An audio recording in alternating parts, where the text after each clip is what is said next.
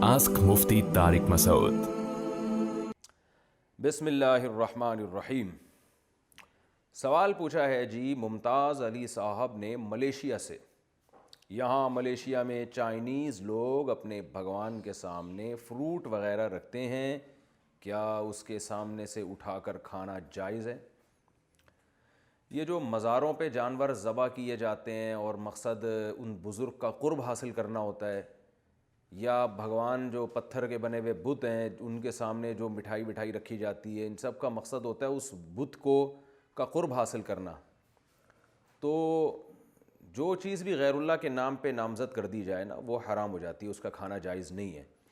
لہذا چائنیز اگر اس قسم کی چیزیں اپنے بھگوانوں کے سامنے رکھ رہے ہیں تو آپ اٹھا کے اس کو معذرت کے ساتھ کھا نہیں سکتے, ناجائز ہے, نجس ہے.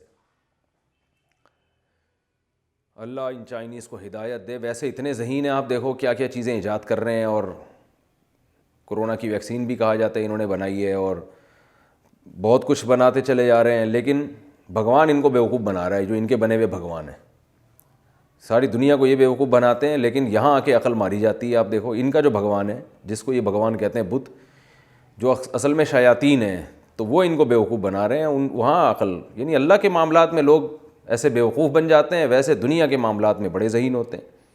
تو عجیب سی بات ہے بھائی. Ask Mufti Tariq Masood.